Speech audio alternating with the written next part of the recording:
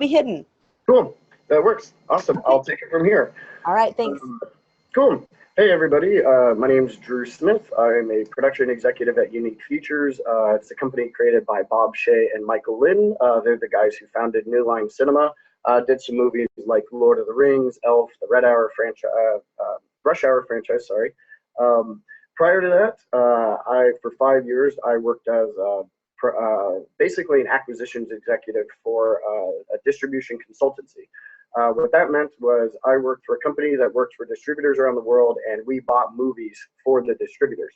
You'd go to international markets like Cannes, Berlin, Toronto, which we'll go over here, and we basically buy distribution rights. And I did that for 5 years, and we worked with companies from all over the world. So we have a really good broad understanding of what filmmaking is and like what the film buying market is right now, which is what we're going to go over in today's lecture. Basically, for 5 years, we would go and talk to all the distributors at the very basic level. I mean, these are the people who are the independent distributors. Some of them get output deals from the likes of Warner Brothers and the studios, but for the most part, all of them are independently buying the package. And that package consists of a script, a director, and talent. Now, this is before the movie's even started. You're kind of hopefully betting. The way that it works is you'll put money and you buy the distribution rights, and then hopefully 3 years down the line, the movie that you bought is the same movie that in the same script. So the reason I really enjoyed my time there is because they don't teach you guys, they don't teach anybody about the international market. And the international market is filmmaking nowadays.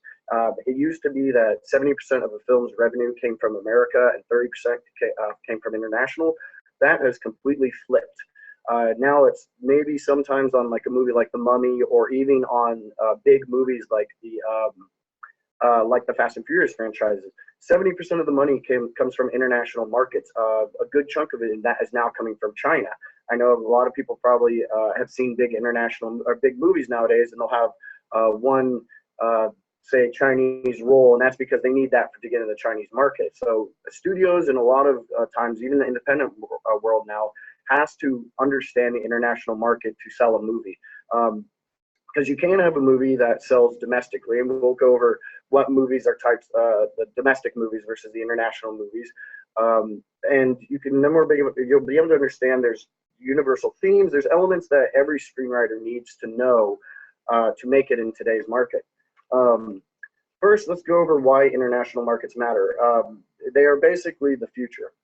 If you want to work in the studio level, they get most because they're owned by big corporations. Usually the film unit is the least money earning aspect of their whole corporation. And yet, say for Disney, movies are important because it creates new IP, and that IP feeds into their theme parks, and it feeds into international stuff. More importantly, this is a personal note, I think, but American audiences are so used to filmmaking that it's not that we have higher standards, it's just that we've seen the same thing over and over and over again, that it's harder to get Americans to go to the movies, especially with so many other options out there. We really like China as a market because they're still new to filmmaking. So, and they're actually getting wiser about it. Their movies now have to be higher quality. They're getting tired of just the explosions too. But the reasons that studios make these type of movies, most people are asking why is so much crap getting made today? Well, generally it's not. It's just the smaller stuff has a smaller audience. It's not getting as much marketing push. Again, these bigger movies have to feed into these pipelines for these corporate parents. So unless your movie also comes with action figures and things attached, it's going to have a harder sell. Now, this is great news though, because the majority of writers don't work on the studio level projects. The rest get to enjoy smaller movies, but we have to talk about these movies in international terms. And the way that we really get down to that,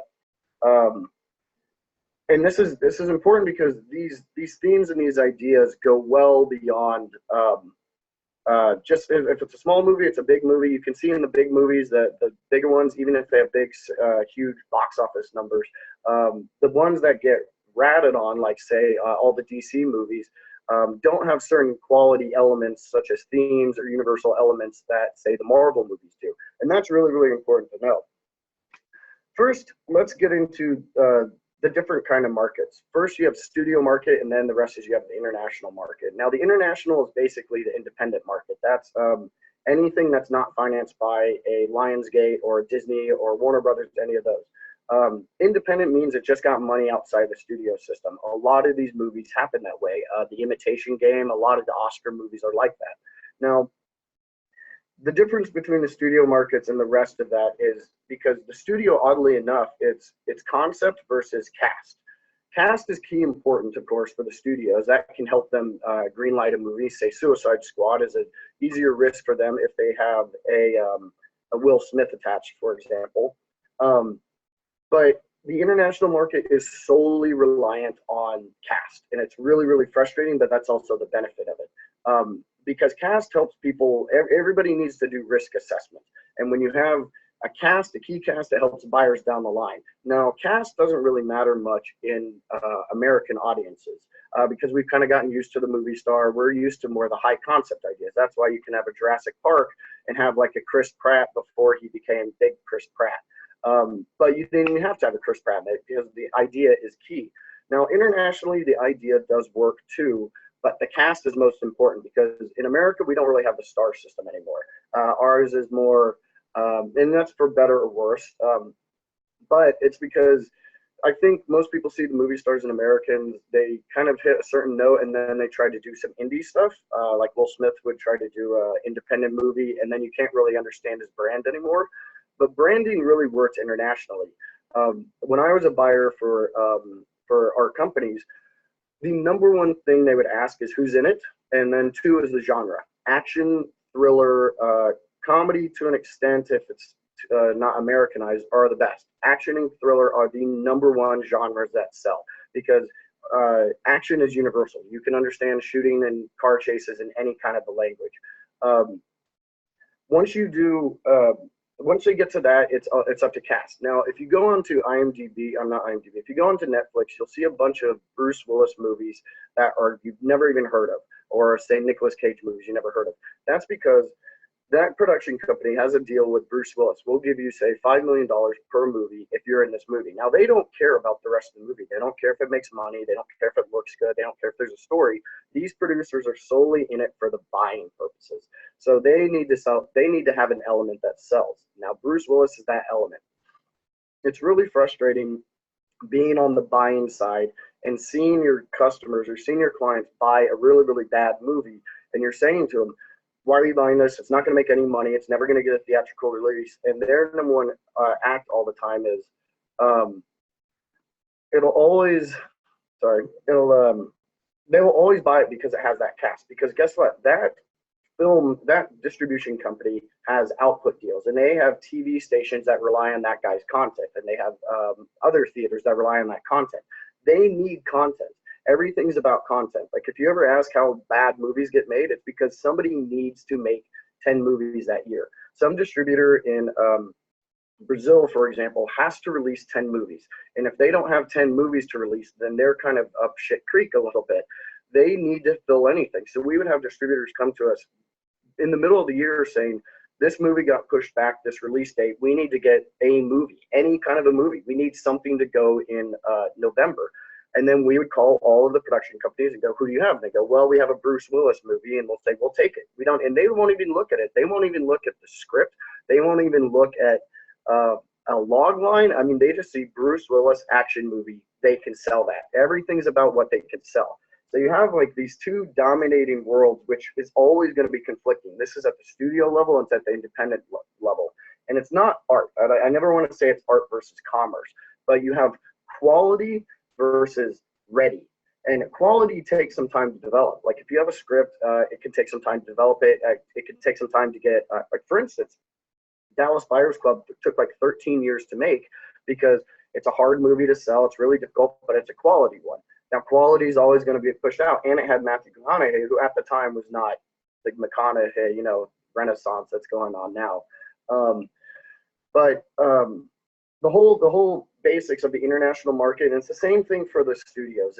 The studios has IP, which is comic books, and they have built-in audiences. For international audiences, they like in the international market doesn't really care about the IP unless it's like a Hunger Games. But even when we bought the Hunger Games, it wasn't the Hunger Games yet. You know, everyone was wondering, is this going to be the next Twilight? And it's not really clear that it is. But they didn't really care about the IP. They want to know who the stars are because stars have their own built-in IP for themselves. They have their own audience. And international audiences understand that. International buyers understand that. They're buying their resources, their quality to it. But back to the quality versus ready now debate, is that's kind of how it's made. Somebody will have a really crappy movie, but they'll pay some star a lot of money to star in it, and then that crappy movie will get made far faster. And even the people making are like, we understand this is not a good product, but we need to release things now. It's the same thing as like, unlike, we're kind of in an interesting industry because unlike any other product industry, you can't test market it before it goes to, you know, shipping. Like in the toy industry, you can make a model of it and then have that model and then be able to go do test audiences and see if before you even go to market, if somebody's even going to want this toy in general. On the international side, it's just in filmmaking, it's so difficult just to get a movie made in general, even in the worst kind of senses. So it's even harder to get that quality one made because the quality one usually has an element that's a little difficult, that's a little new, it's a little risky, and filmmaking on the business side is all about risk assessment. So the way that writers can always have this in mind is one, whenever you're writing your ideas, have the international market just basically, and when I say the international market, I really mean just humanity in general, because Americans love the same stories as Europeans, as Asians, people, as South American people. Like we all love the same type of stories. We all have different genre tastes. For instance, South America doesn't do zombies very well. They just, I know the only thing The Walking Dead has ballooned everywhere, but zombies don't do well South America. Now, supernatural movies do. So it's good to understand, okay, there's a big supernatural market for it. On top of that, it's mostly about just getting a story that can get a key cast for it. That's kind of the difference now between international buyers and studios. Studios really, really do want the movie stars, and that can really, really help them. But more than anything, they want something that's going to, you know, basically get them something that's going to make them hundreds of millions of dollars versus the one that's going to be making a $30 million profit. Okay. First, let me break down the international. I'll kind of give you a breakdown of what the international markets are. There's four really big ones. There's Berlin, which happens in February, and that's kind of an arty one. The really smart movies that actually premiere there. So there's, I'm sure you guys have heard of the Cannes Film Festival, Berlin Film Festival, Toronto Film Festival. Now, at these film festivals, they have buying markets, and that's basically everything behind the scenes. All the movies that are kind of getting screened, they all have budget levels. Say it's $100 million budget. You used to be able to raise 60% of that through foreign pre-sales. Foreign pre-sales is, like I said, pre-buying a movie. You have a package, you have a script, you have a director attached. You usually don't have any footage. If you're lucky, you might be able to bid on a completed movie. We just produced a movie this year that's completed. It was self-financed, and we're trying to find distribution now. We're going to all these film festivals and saying, screen our movie, sell us distribution rights. Once they get into the distribution rights aspect, you basically own that distribution rights for that country for maybe 20 years or so.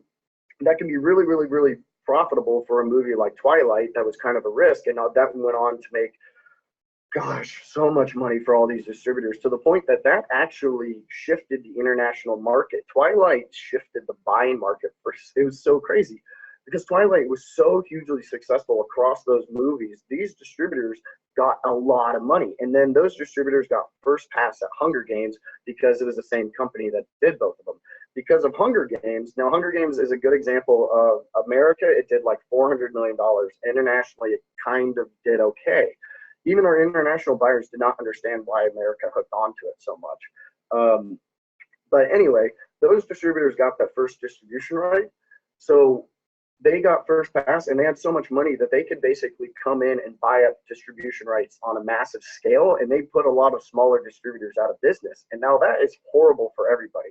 The more buyers there are, the better it is for everyone because there's more competition. Sometimes it can drive the prices a little bit higher, but these people basically did a whole market sweep of them. So anyway, at those markets, you have sales companies and producers and everybody who's basically trying to get their next movie made. They're all talking in business terms. Like rarely, the only people who ever usually read the script are people at, like one person at the company or buyers reps, like what we would do. Because sometimes they would announce you have 30 projects get announced in about a 2 week span, and this is before the Berlin Film Festival, the Cannes Film Festival, and then Toronto, and then there's one called the American Film Market in November that happens here. Now that's not a film festival at all. That's just a buying market, and you basically go from room to room to room as a distributor, and you say, what movies do you have? And they show you a trailer, they show you the package, and you say, okay, I'll give you 5 to 20 or 100. Big movies can go for big territories, maybe $4 or $5 million for like a big, huge movie. The smaller movies can go for $5,000 to $6,000. The sales company usually takes their 15 to 20% fee, and then you get the rights, and then you get that money. And then when you get that money, you can basically then get a loan and say, we've already raised $10 million for our movie here. Can you get us another 10 million backed against it, which is slowly and slowly starting to dissipate as a finance form. And then basically they can use that movie to then start before the movie's even started, they have a chest of money that they can use to produce the movie. That does, most of the time you have like maybe 30 or 40% of your budget before the movie starts. So it's up to the producer. This is the joy of being an independent producer versus a studio producer. The studio producer basically sells it to the studio and then just makes sure, puts out fires. The independent producer has to make sure that the money stays there the entire time, because the financier could drop out at the last moment, like in Dallas Buyers Club. They're $3 million short, I think, like a week before before production, so they had to go and get money.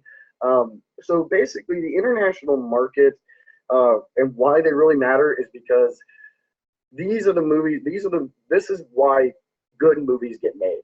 Because somebody took a risk and put a risk on these packages, and sometimes it's because they just needed product, and they will just put it into the most likely one, the one that'll get made next. That's how you get a lot of these. Anybody who likes artistic movies or non-studio fare will appreciate these kind.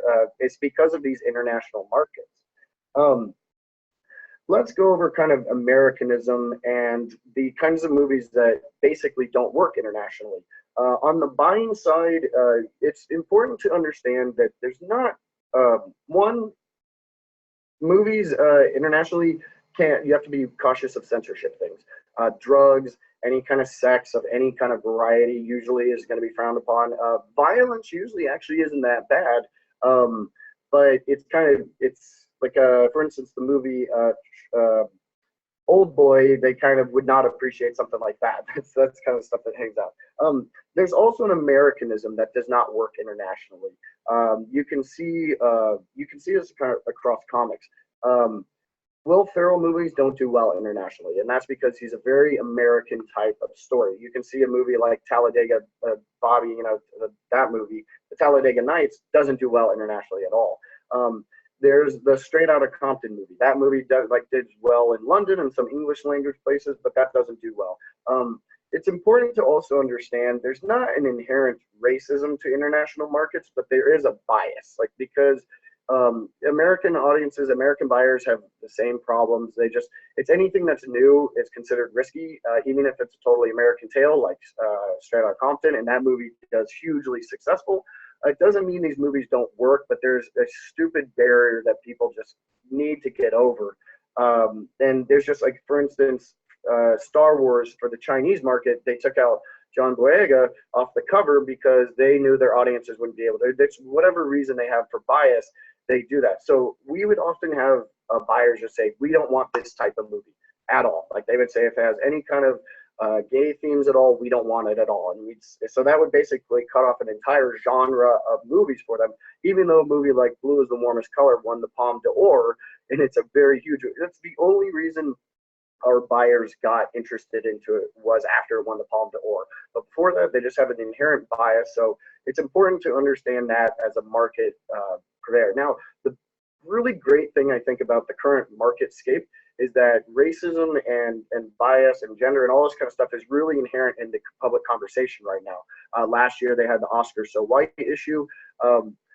Personally, I've been trying to get a film produced about, and it's got first generation Asian Americans and it got my friend the screenwriter. The screenwriter got her basically her career in the industry, and everybody said, we really like the script, but it's hard to make it because you have Asian characters. Even though the script is phenomenal, it's a totally American story. One producer even said, look, if you make it Latino, we can sell it because there's a market for it. Now, this is all like people, the number one thing I think William Goldman said that was really correct is nobody knows anything. In the industry, nobody knows anything. They will say this movie doesn't work until one movie comes along that breaks the mold, and then everybody wants to make that movie.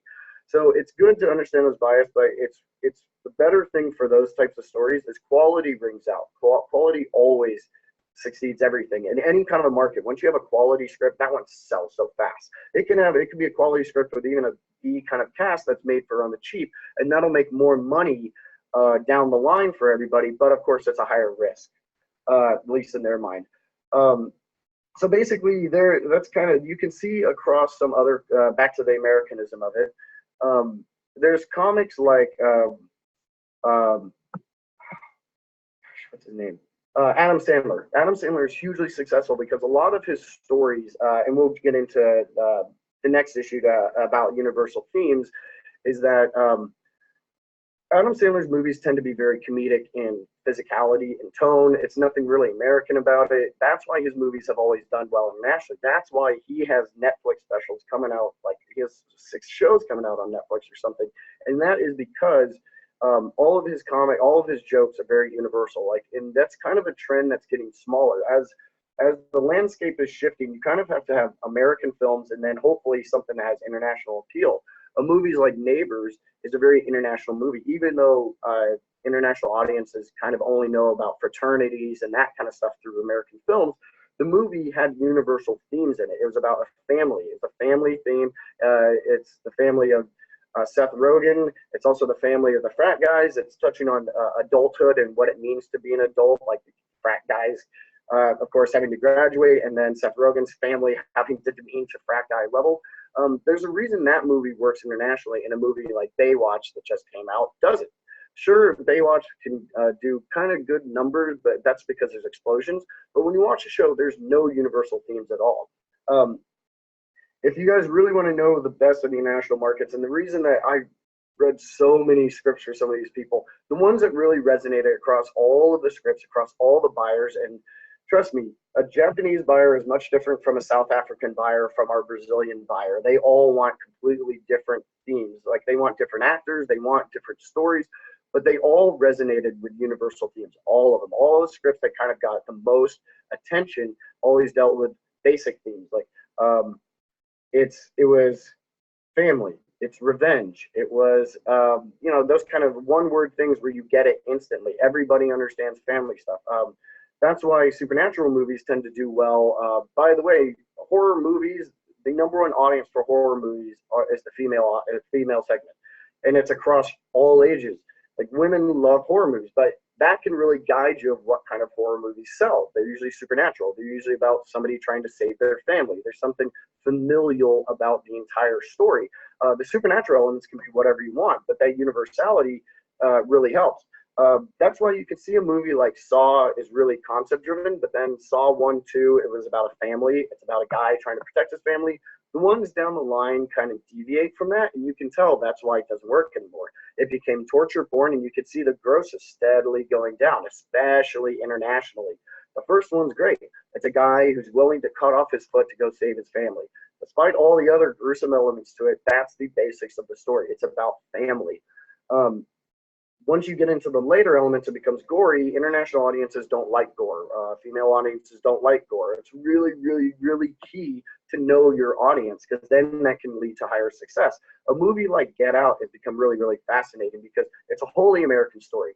It's totally about American biases and American racism, and it really plays on that. But there's something about that can have it. That's why it's the most profitable movie of the year. It's like, you didn't have to rely on gore. You didn't have to rely on any kind of stuff. It's about family. And that can debate against any kind of Americanism at all. That's also, it touches into censorship with international markets.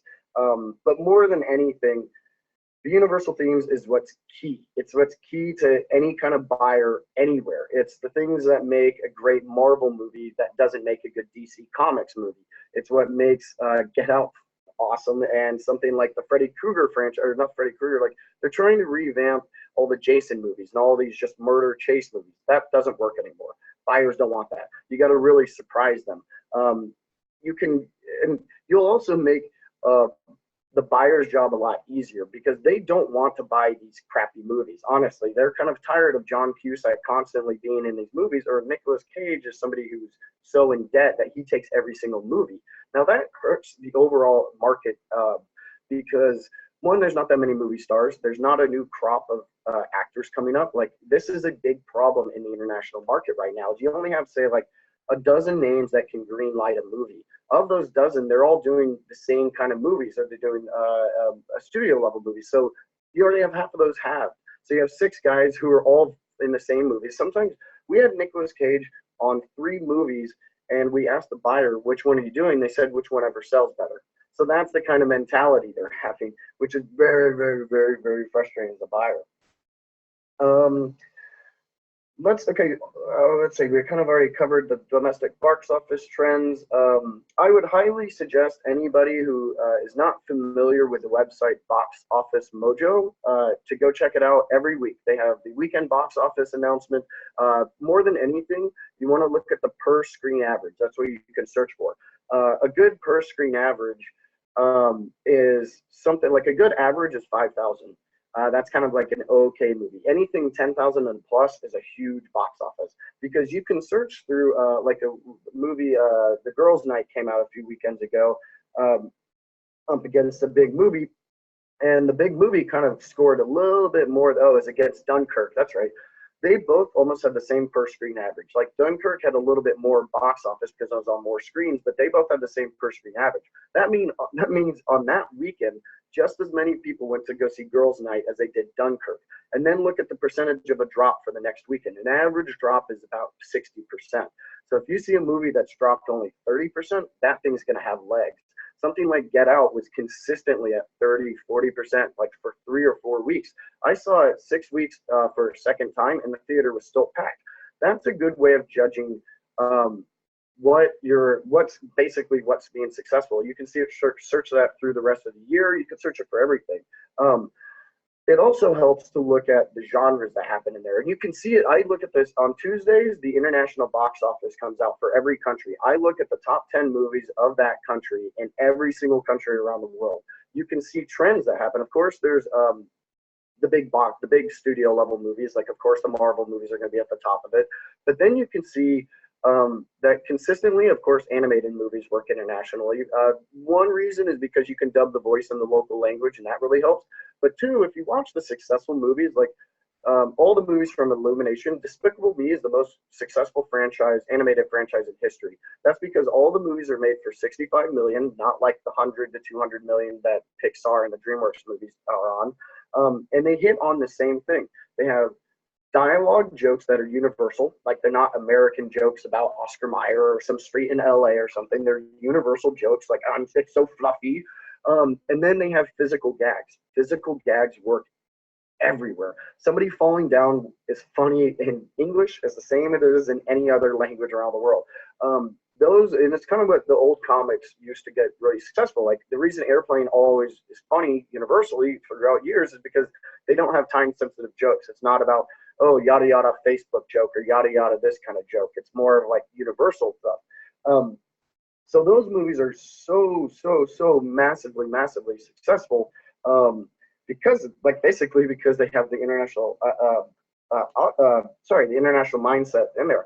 And by the way, all the Illumination stuff is not IP generated either. All of them are, basically The Secret Life of Pets is kind of a rip-off imitation of Toy Story, but it's not like there's a problem to that. You're taking something that's worked before and making it uniquely your own.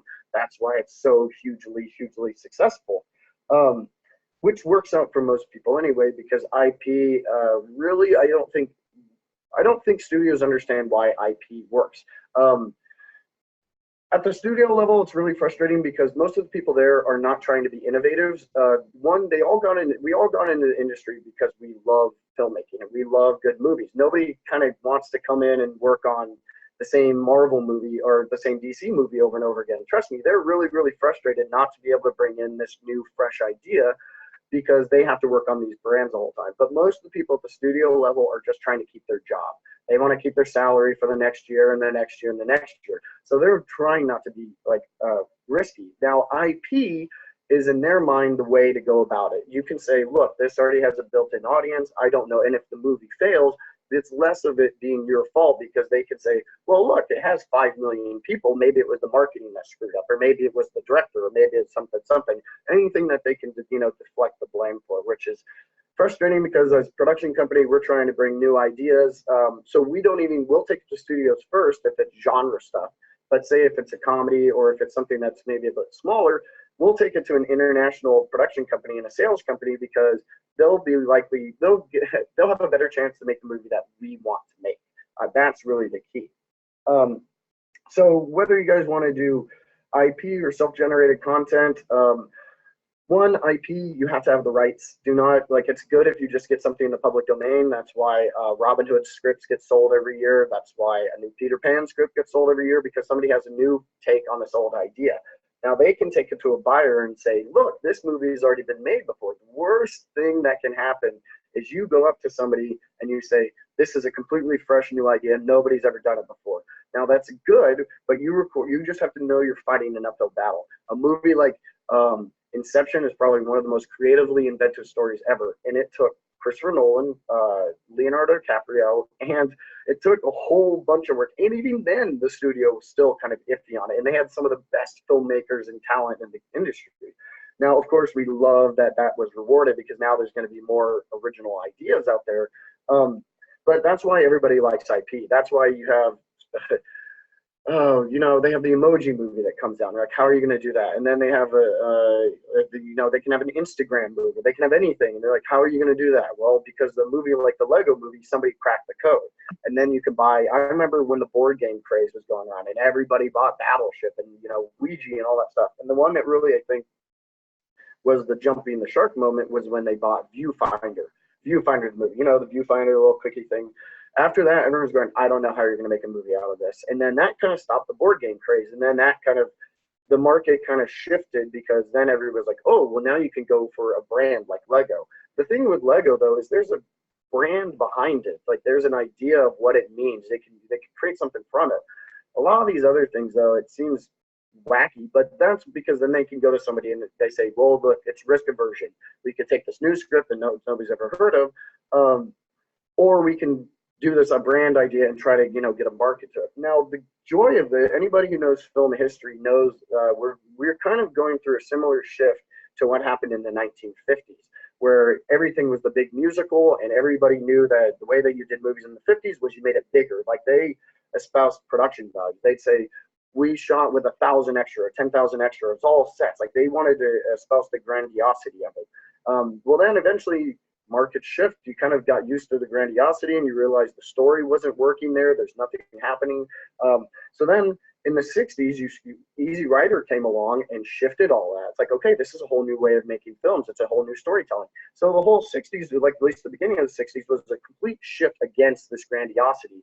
And everybody was lamenting at the end of the 50s, oh, cinema's dead. We have TV coming up. Then 60s they revived film. Like they got a whole new idea because they went back to story. They went back to character. They went back to basically what makes great filmmaking. And then you had at the end of the 60s or beginning of the 70s, it started to shift when you had Jaws and Star Wars. And then you kind of had all this shift to a more commercial blockbuster because everything started to make more money now. Now, everybody I know agrees that TV now has become the new film. TV has become what film should be. TV now has 10 episodes, and it's basically a 10-episode movie now. Breaking Bad was a 5-season movie. The reason they're so successful is because you can spend time on the character. You can spend time actually building stuff up to shock it. Filmmaking, especially on the studio level now, has become the polar opposite. TV is film, and film is now TV. It used to be, you'd watch the half-hour serial of Batman, and you'd have like 5 minutes of story of character, and then the rest was action, pow, that kind of stuff.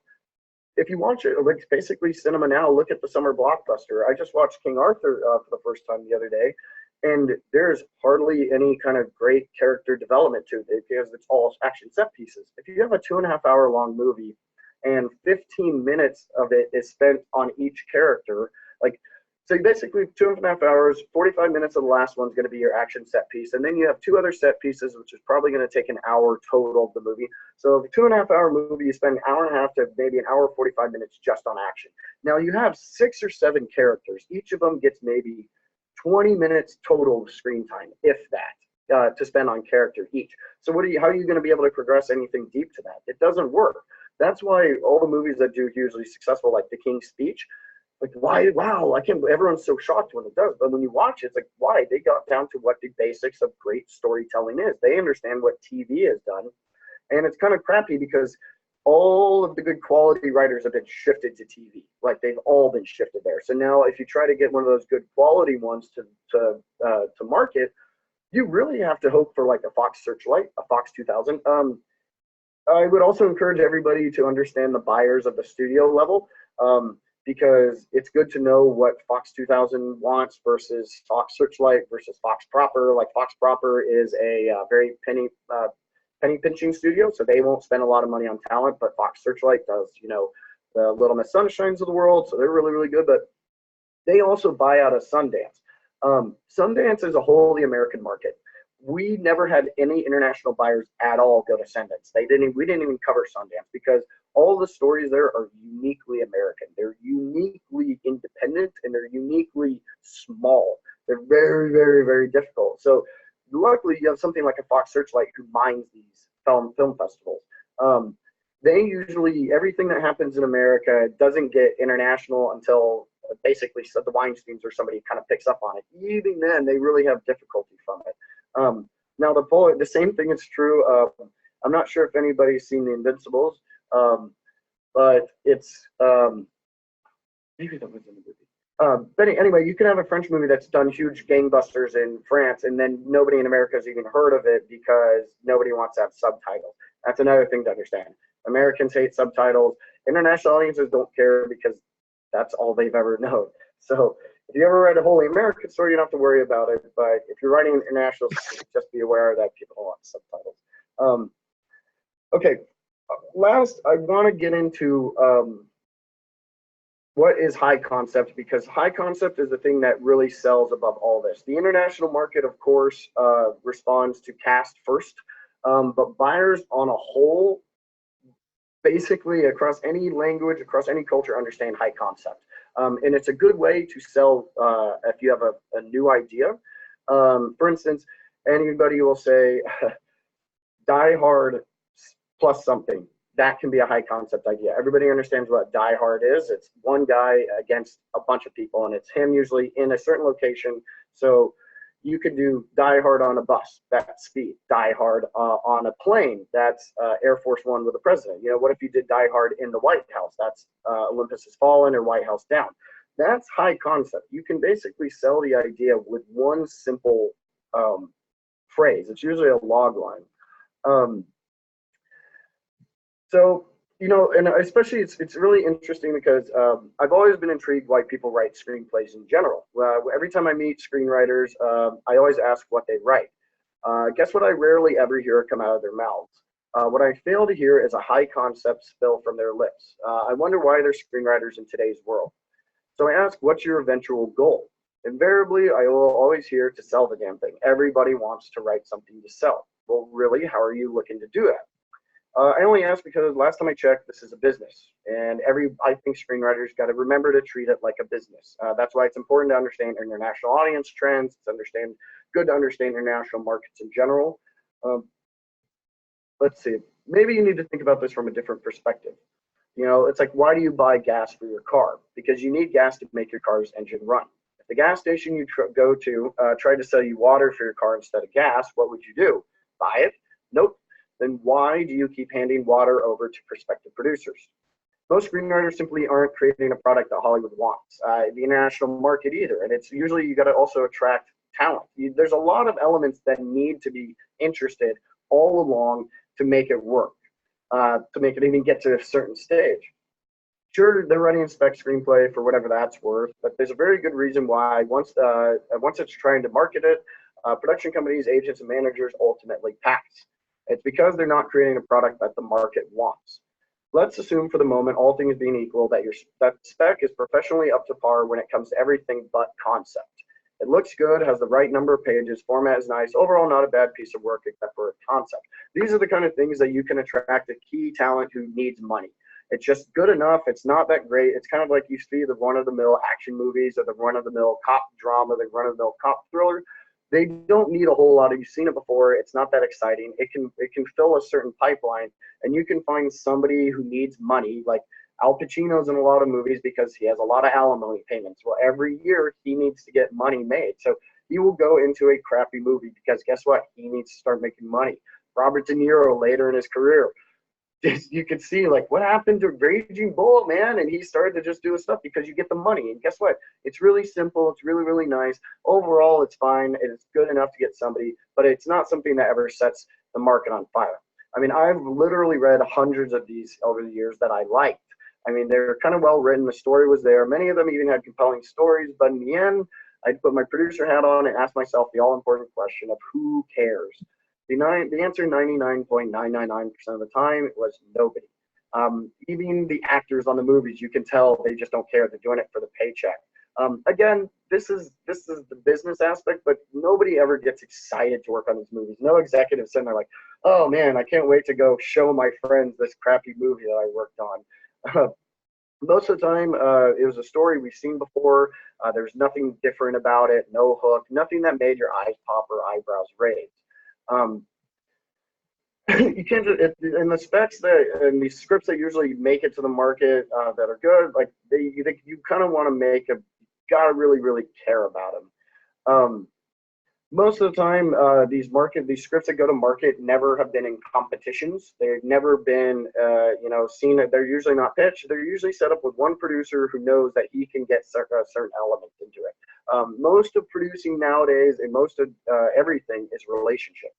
There's a movie coming out called Hangman with Al Pacino, and my friend wrote it, and they got it produced because the guy who's the producer on it basically said, hey, Al, I know you need money. We got this movie going. If you be in that movie, we can get it financed, and then everything kind of balanced from there.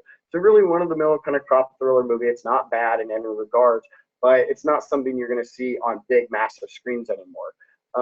But that's okay because, you know what? Even independent film producers need gas. And by the way, so do agents and managers. And so right about now, you might be thinking like, screw it. But high concept is basically what all of these bigger ones tie in. Even the Hangman movie had a high concept thrill to it. It's basically a murderer who leaves hangman clues on the dead bodies every single time, and each one would have a new clue and the new thing. So the story's run of the mill, but that had an interesting hook. This guy that I know is a writer is great at hooks, but everybody who sees that can see Al Pacino, interesting hook, cool, that's an interesting enough buy it. Most of the time down the line, they're really hoping the movie will be successful. Like nobody wants to invest in a crappy movie, or at least they don't invest in it with the hopes that it's going to fail. Like everybody hopes, everybody who goes into a movie investing, except for these Bruce Willis movies who they don't care, most of them, they want them to be successful. Nobody's just like, hey, this is a crappy movie. I'm going to put money into it so it can be not successful. They're really hoping that crappy movie will be the breakout crappy movie that everybody likes, you know? That's why they can all tie into the high concept approach. All right, let's start off by saying what high concept is not. High concept is not high budget. The Hangman movie cost about $10 million. You give Al Pacino $1.2 million of it. Everyone knows the concept, and you could fill it out interestingly. Now, if this Hangman movie did not have that Hangman element to it, it'd be much harder to attract an Al Pacino or a producer. If it was just a run-of-the-mill crop drama without this one element, it'd be blasted over. So it doesn't need to be a big budget studio thing. Most high concept movies on the international market are not high budget. The ones that are high budget are like The Wolf of Wall Street cost about $100 million, but that's because you have Martin Scorsese and you have Leonardo DiCaprio and all these people really, really making it expensive. But the first thing that kind of attracts people is like, okay, you have a high level of debauchery. It's kind of like Animal House set in these high finance world. All right, that's kind of a high concept. Everybody across international languages understand this stuff. That's why you can have die-hard plus something. Everybody's like, got it. Okay, it doesn't have to be expensive. In the same breath as this, it's not a studio tentpole film. High concept is not character driven. As you can see by most of filmmaking now, it's not character driven. The problem is they usually don't have a great high concept. A great show or idea that really sells is like Breaking Bad or Walking Dead. They are high concept and character driven, but that's the uniqueness of TV. Filmmaking, you really can't, they can't really have that. It just doesn't sell as much because, for instance, a Manchester by the Sea doesn't go sell in China as well as it does in America because we might not understand the intricacies of this certain character in this certain setting. Some stuff like Fargo, those kind of character driven stuff don't do well internationally because, again, it's just like the better ones are the ones that deal with international people, like the King's Speech or that kind of stuff. It's like there's a universal theme to it, and it's character driven in the sense of one basic thing, one simple character trait, one guy's trying to overcome. Melding action and character together kicks your spec up, kicks us, the movie up a notch. The high concept is just as much about the protagonist's outer journey as it is about the inner journey. High concept is not difficult to explain or describe. That's really key to international audiences. You really got to get down to just the basic thing. King's Speech, a guy's overcoming a speech impediment so that he can address his people. Very basic. Even a movie like Jurassic Park, the first one, is okay. People go to a theme park where there's dinosaurs and dinosaurs escape. Even the character trait is it's a guy who hates the Dr. Grant is a guy who hates kids and he's stuck at a theme park with kids all day. That's the basics of his character of it. It's really easy to explain. It's really, really great. These movies aren't like Pulp Fiction. Again, these types of movies can get made, but that takes a certain distributor to really elevate it. By the way, Quentin Tarantino is so successful because he is the master of pastiche. He can take so many things from so many different movies and meld it into, he's a master assembler. The best creatives are the master assemblers. Spielberg does it, Quentin Tarantino does it. The reason that's successful is because audiences in general and people in general understand familiarity. That's why you see a movie and like, oh, I've already seen it before. But that's why when you have the Die Hard part of it, I've seen that part before. Now, what is it different? High concept is the same but different. The movies that really, really do successful are the same but different. You could argue The Conjuring is the same from 1 and part 2, but there's something different about the second one that makes it uniquely separate from the first one. It's funny because in China right now, the biggest movies that they had were locally grown tales. Like they have local legends and they just turned those into movies and they became huge successes. Well, now because they're so familiar with story making and storytelling, those simple stories don't work anymore. Like they kind of have to have something a little bit deeper. Now they have to do the same but different. But if you go a completely different direction, that's hard to grasp onto and audiences will reject it. And that's around the world. Audiences will reject it. And if you do something that is completely the same, then it's not going to do so well either. So you got to kind of meld it up against. That's why, again, like they have the Robin Hoods and Peter Pan stories that do well all the time because somebody finds a unique twist on how to do it. More important, these high concept movies are not formulaic. Sure, there are a lot of them out there, but that doesn't mean they should be. It also is not dependent on casting. This is why the American studio system has completely shifted away from the star system, is because they realize they can sell the concept, they can sell that comic book, they can sell the IP, and they don't need to pay some movie star $20 million down the line. Now, the interesting part about that is it's always this push and struggle because you could argue that the Marvel movies are not successful without Robert Downey Jr. Like he is the star of these, and that's the reason he's made $50 million on each of the successful movies. But he made it a success, but now everything else around it is what's really driving it. And that's the real struggle between the studio level high concept versus the international and the independent world high concept. You still need high concept in the independent world because that's the thing that really makes you peak up. That's the thing you can sell in the log line. But the international realm is so heavy dependent on casting versus the studio realm really doesn't care. You can see a movie like The Mummy did most of its business internationally because even though it is a studio level movie, international audiences rely on that casting to make it familiar to them. They need that movie star to say, oh, it's this kind of a movie. So it's always this push and struggle. More than anything, though, even though high concept is not dependent on casting, casting really, really helps it sell, and the high concept will help get the casting made for it. Okay, So let's break down what high concept is. High concept is commercial. It equals money. It's high octane gas. High concept sells tickets. Saw, high concept. The first one was high concept. It wasn't torture porn. It's not like Turistas or Hostel or anything. It's about what would you do to survive, basically. And that's kind of a concept. And then they kind of, lost over the years. Of course, high concept works really well in genre stuff because that's what really makes it jump out. Freddy Krueger, Nightmare on Elm Street, somebody can kill you in your sleep. Even movies like the best dramas. I'm not sure if anybody's seen Captain Fantastic, but that's a high concept movie. You have a family who's living in the wilderness and they're pulled back into society for some reason. And then they have to deal with society. And every 5 to 10 minutes, there's something new and exciting happening. That's the most high concept drama I've ever seen. Those are the movies that really help international audiences understand things. That's why you can have a supernatural movie that's that like The Conjuring that could do such gangbuster money everywhere because they had a basic theme of family, and then they did a lot of scares, and everything was visual goals. And that not only that, it had the visible goals of it. And you got a high concept really contains obstacles that they physically have to overcome. It's okay if the protagonist develops a character arc, just don't make that the centerpiece of the story. The protagonist's goal is usually to save the girl, kill the shark, find the lost groom in time for the wedding, all that kind of stuff. Everybody understands kind of that ticking clock.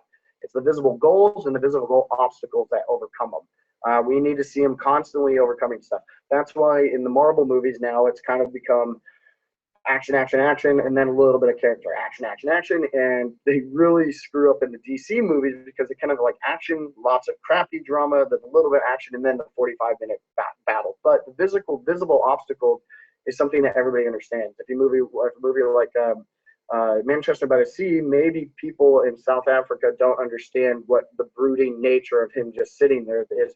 But if you see him fighting and punching people, everybody understands that better. High concept is also original.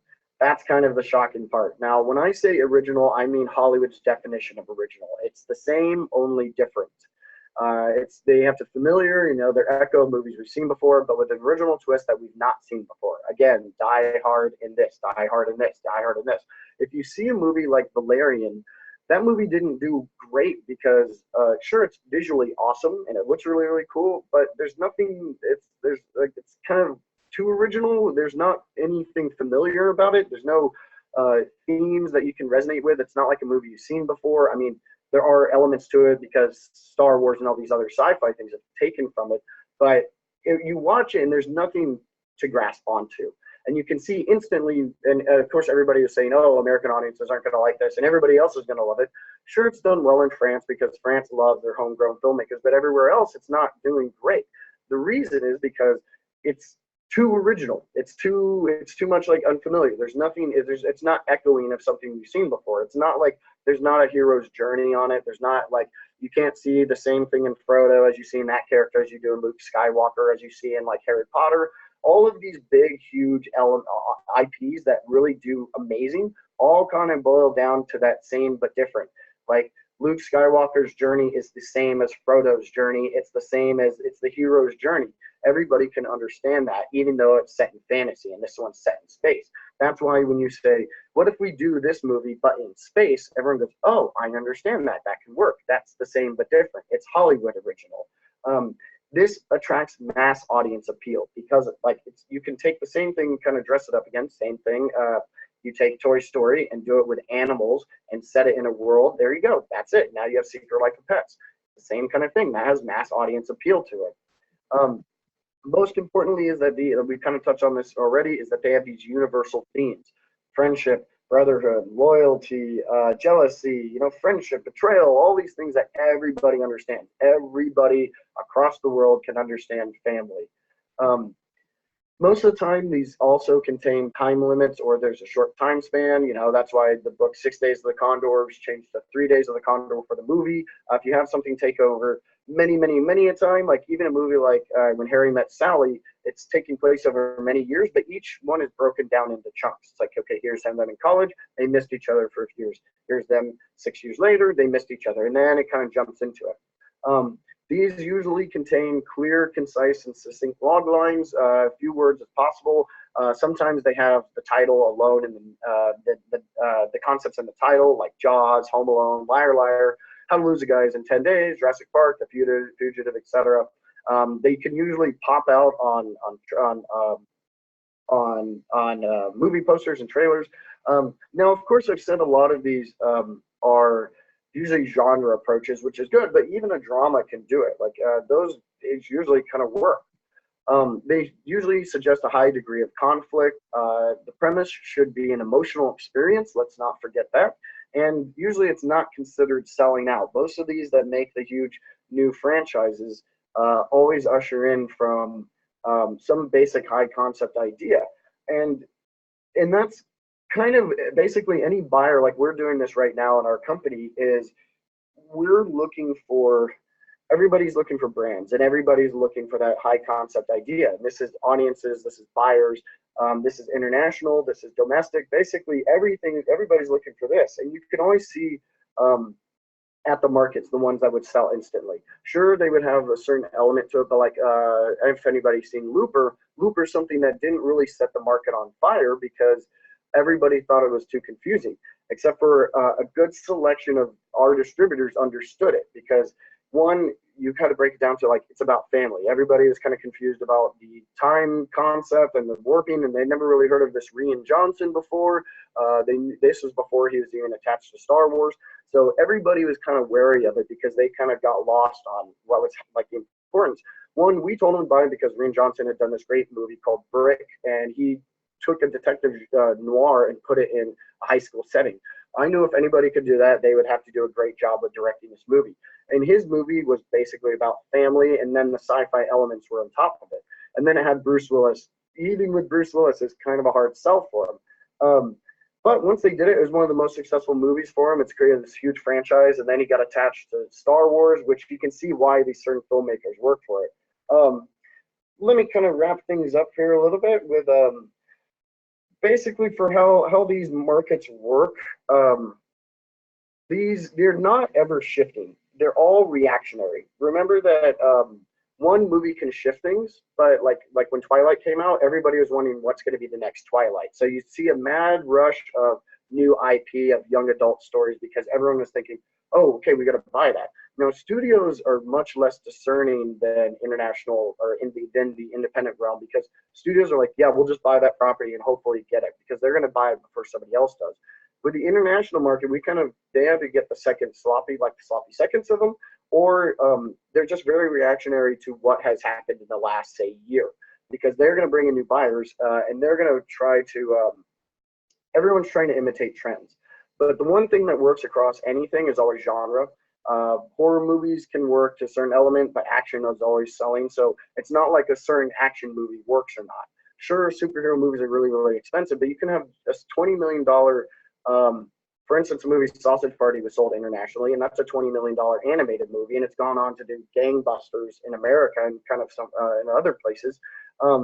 So just because some of these ideas feel studio level doesn't mean they're the only kind of avenue to explore because studios and everybody's just reactionary to what's going on here. But there are always common elements that always sell, always. It's always that unique idea. It's the one that touches on family. It touches on universal themes. They always tell a story in a very unique kind of fashion. I feel like there's actually a shift that's going to be pushing against the studio level stuff coming up, just like in the 60s where everyone was tired of, well, what's going on with all this? Like, why is everyone getting tired of musicals? They were working so well before. Now everyone's going to be like, okay, we don't want to just see superhero movies anymore. And because of places like Netflix, they have really upped the game now because Netflix buys territories for the entire world. That's why Netflix has that. They want to do their own original programming because then they don't have to buy this distribution rights in a dozen countries. They can just release it on their platform directly. So because of them, they're becoming almost the new TV film combo because they have to push niche audiences. They need to get this niche audience staying here, this niche audience. And same thing with TV. They're fine with having a smaller audience so they can tell niche stories. Film, like studios, they need to not attract 300 million Americans. They need to attract a billion international people. Outside of America, the India and South Korea have self-sustaining film markets.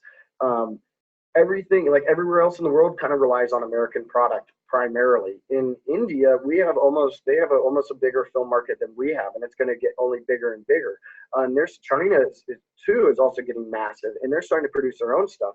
So they're going to be starting eyeing international markets too. So Americans' dominance in filmmaking might be kind of waning, unless, and the reason that they're focusing less on the American audience and they're doing more on like everything. So everything's kind of in flux. But the good thing is everyone's buying. There's more buyers than ever. It's always on a big, the international scale. Like everybody's always dying for product. Everybody says they need more. Everybody needs more. Especially with Amazon and Netflix buying up everything, these other distributors need stuff. Like, and they need it, and they're desperate for any kind of product. So as long as the story doesn't have these certain factors like censorship issues, the market's basically hungry and craving for all this. And it's actually better sometimes, like we prefer to work outside of the studio system because you can get a movie made faster. If you sell it at a studio, it can be sitting there for like, gosh, years and years. And then one day they'll just come along. But the international market is faster. It's more responsive. It can get more interesting stories told. And if anything, that's why I think it matters more. It's important to see what the studios are doing, but it's really, really, really important to see what these independent movies are. Like go to Box Office Mojo, see what happens see what the trends are there. And then I'll just wrap it up by saying keep the international market in mind. Always keep international audiences in mind. Think about universal themes. Think about universal ideas. Anything that's too American can always be kind of fun, but yeah, I think that's my spiel. That's about a good hour or so. Awesome. Hey, I enjoyed that.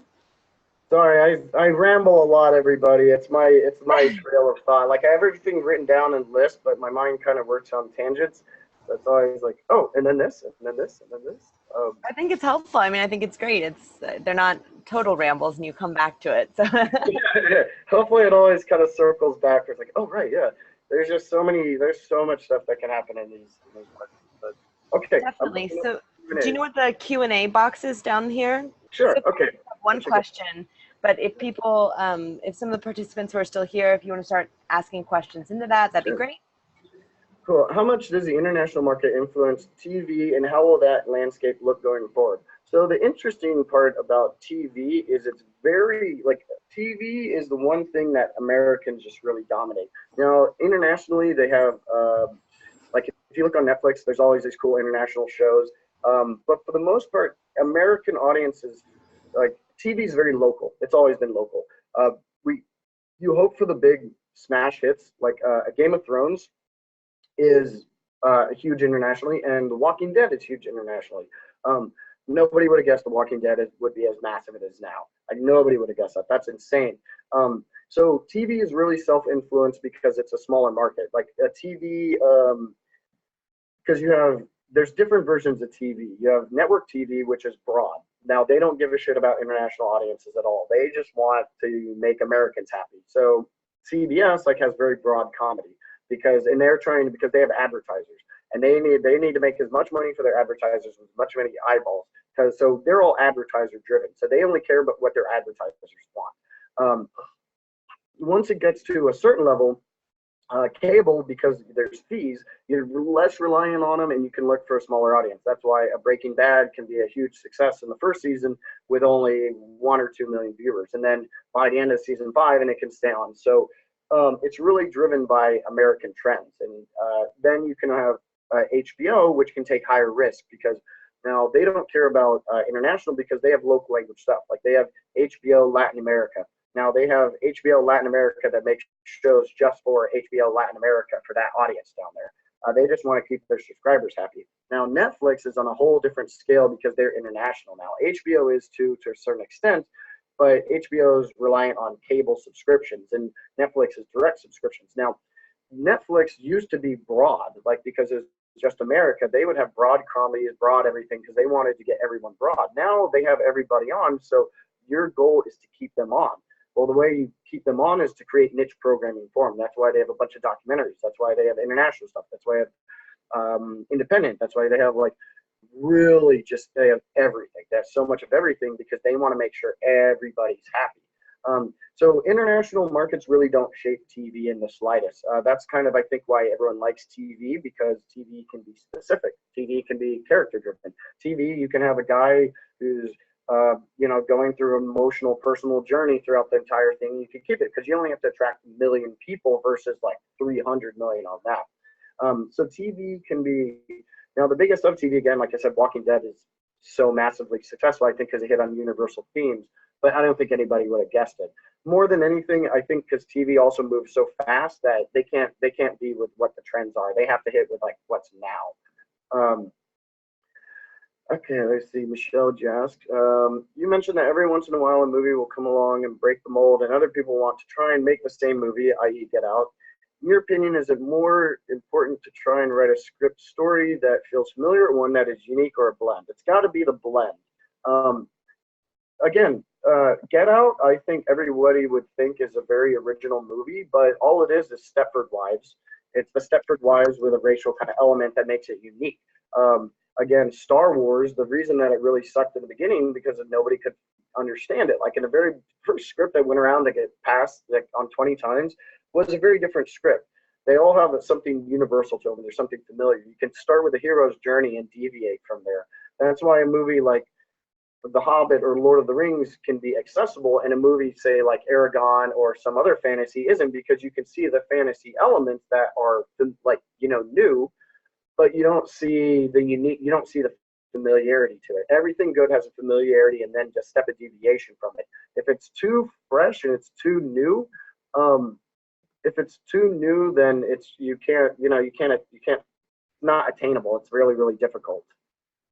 So always go with the blend. Always remember the same but different. Always, if it's too different, like Valerian's different, but there's nothing same. There's nothing unique, like familiar about the movie. So a lot of time you're watching, you're not getting it. So you want to do that. Larry, do dark family dramas sell overseas? Dramas don't sell at all. Everyone hates dramas. So the reason that dramas get made is because cast is on it. Like cast gets the drama made. Even then, that can't guarantee it. So there's always a bunch of people you have to appease. You want to get cast attached. Now, cast wants meaty roles. International audiences don't really want to see, like The Imitation Game.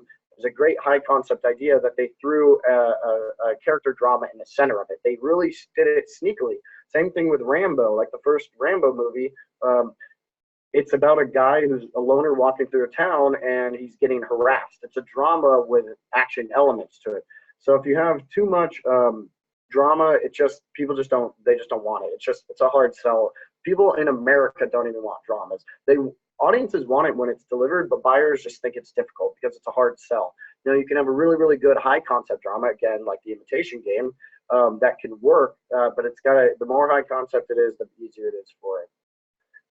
Larry, when Mr. Robot is doing well internationally, can an R-rated comedy sell overseas, or do you need to tone it down everything?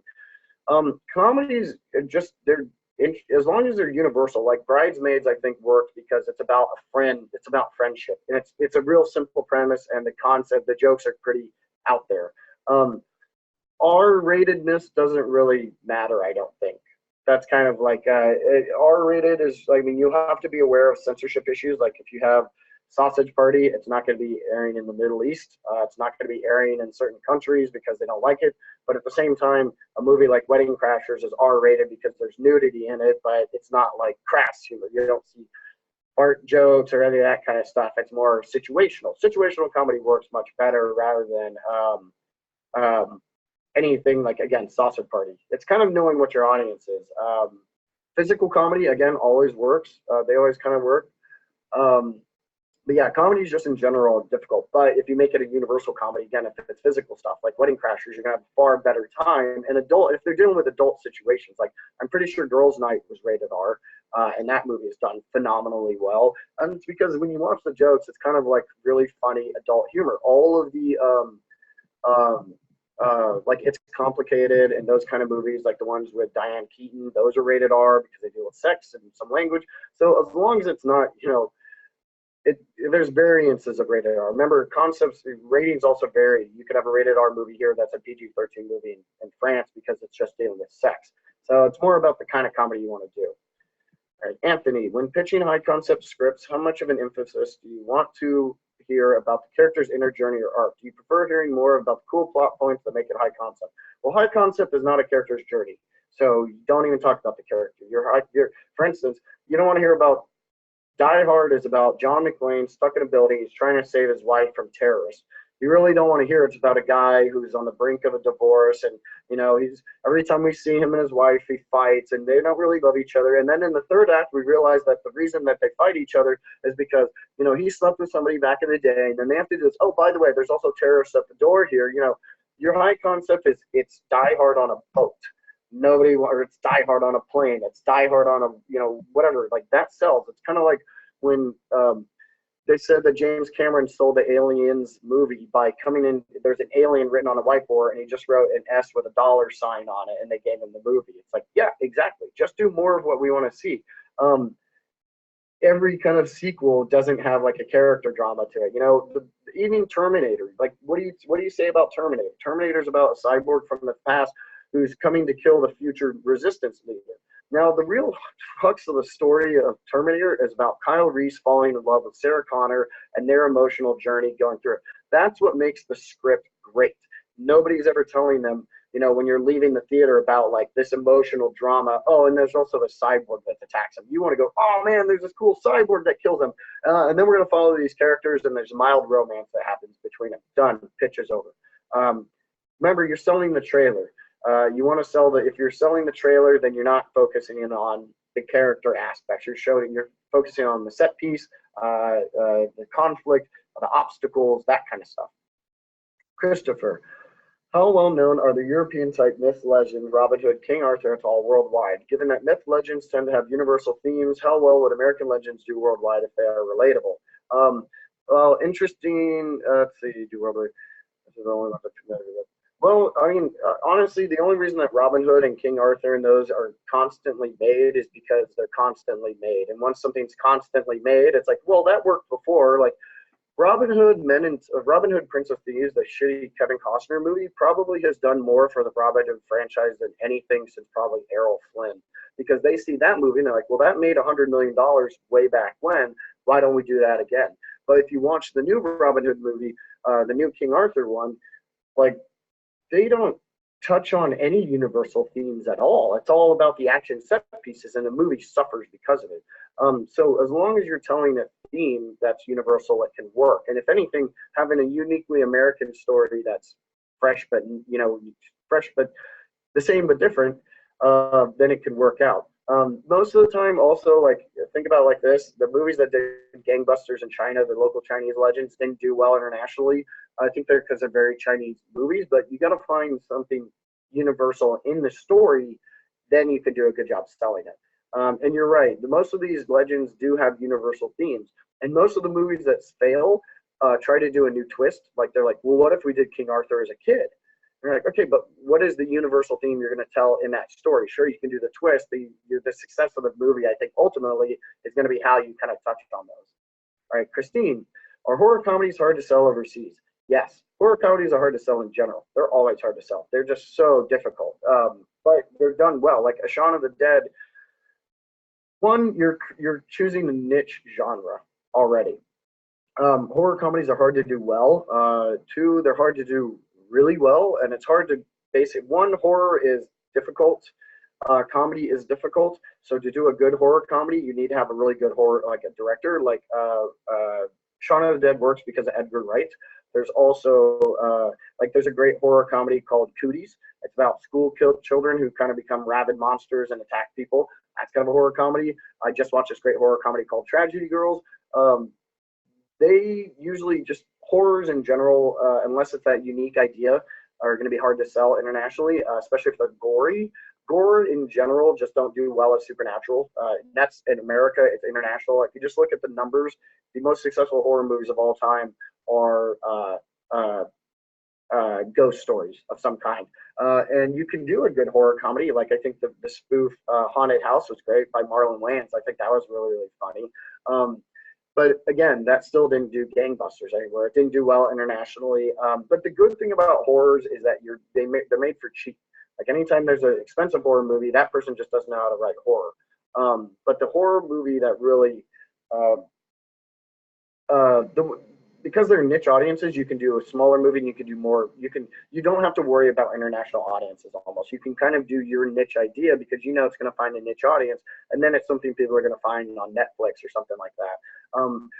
Most horrors don't do internationally well unless they're released by a studio, and that's just because they have the distribution apparatus to do that. Otherwise, you kind of have to hope that it's successful enough and can build on it and can kind of build on it. And they just kind of it's just harder to, because you kind of have to see the movie to believe it. It's hard to kind of read the script unless it's like a Saw or like a Get Out or something where you just see it instantly. Most of the time it has to be director driven. So it's really, really specific on that. Larry, everyone talks about log lines containing the full problem with a hook and an ending, but can it just pose a question that interesting and doesn't include the ending? Nope, doesn't work at all, because that is so frustrating to read always. You know, will she get out in time? Question mark. No, that's not your job here. You gotta sell me it, because your job is to get me into the script. If you do a mystery, I'm just like, I don't know. That's why you're supposed to tell me. That's like sometimes somebody will tell the pitch and they'll say, you know, and then at the very end she gets into various actions and then we'll know if she comes out. Like, no, man, you're glossing over the best part. You want to talk about the fireworks factory. You want to talk about the explosions. You want to talk about what's going to happen. You want to know, like, at the very end it's going to be a chase scene, and then you could say, like, I don't want to spoil it, but chances are, you know, in a movie like Freddy Krueger or something, you don't spoil the ending in the log line. It's not like, you know, Freddy Krueger kills people in the dreams, and then at the very end they get their comeuppance and he gets his ass kicked. But then at the last second he goes, you're like, no, just hit the highlights. Tell me what the conflicts are. Tell me what's going to be. You don't have to say what the resolution is, but just kind of hit the highlights of it, and don't ever leave questions. It's just very, very, very annoying sometimes, because, like, all right, don't try to be mysterious here. Like, let me read the script and let your writing do the mystery for you. Cool. Anybody else have any more questions? It doesn't look like it. These were some great questions. Is there anything else you've got to? Yeah. You sort of already summarized before you started the Q&A, but any last thoughts for us, and then we'll get on out. Really be analytical in your craft. The best, you know how you'll see, this is usually typical of engineers, but, you know, some kid is so fascinated about the TV, the parents come home one day and he's taking the TV apart, and then he puts the TV right back together because, like, I just wanted to know how it works. Screenwriting is the same thing. International markets is the same thing, because it's really good just to be aware of everything. Things are moving so much faster nowadays that it's easier to get left behind.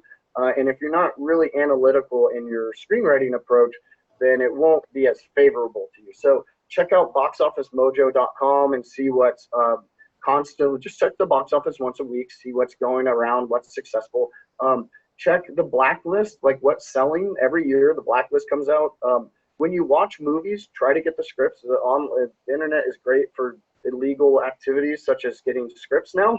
So watch a movie and then read the script and see how they did it. I watched all the 101 greatest movies that were suggested by AFI, and I got the scripts to them. And I followed along on the scripts while watching the movie. And you're like, oh, they changed this here.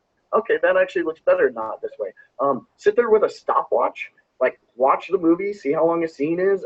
Really, really be analytical, and then you can see why a movie like Black Swan did huge gangbusters internationally versus like a similarly titled movie or a similarly ideated movie. Perfect example: the movie Girls' Night has done gangbusters, and the movie Rough Night with Scarlett Johansson has been bombed, and they're basically the same concept. So watch that movie and watch this movie and see why this one obviously is better and this one's crappier. And it's usually very obvious stuff. It's not like, oh, the jokes in here were so much better. It's like, this had real characters. This one tried to do shitty jokes. This one was a shitty high concept approach. This is the high concept with quality to it. And it's only once you get into this really analytical approach to screenwriting that I think everybody's crafted it better. Because all this information that I know, it's all stuff that you guys could all be privy to pretty much instantly. It's just kind of looking at the numbers, seeing what's working tonally, and really kind of deconstruct everything about what you're reading and watching, and then put it all back together again. That's kind of the fun of it. It's kind of what the passion's about. But other than that, I think that's awesome. you guys have all done great questions. This is my first time doing one of these, and I know I've talked to some of you guys before, so you're familiar with my ramblings. But I hope you guys all got some good information about this. Don't be too scared of the international market. Everyone says that that's the future, but they're just like Americans. They're the same. We all like the same kind of stories. We all like the same kind of humor. I mean, we all kind of like the same kind of characters. So don't be daunted by it. That's my spiel. Good job. That was really fun. All right. Well, thank you so much. And thank you, everybody, for coming. And thanks, Drew. This was awesome. Cool. Thanks, guys. All right, This we'll be in was touch. awesome. Look and see you guys around Roadmap. Bye. Bye.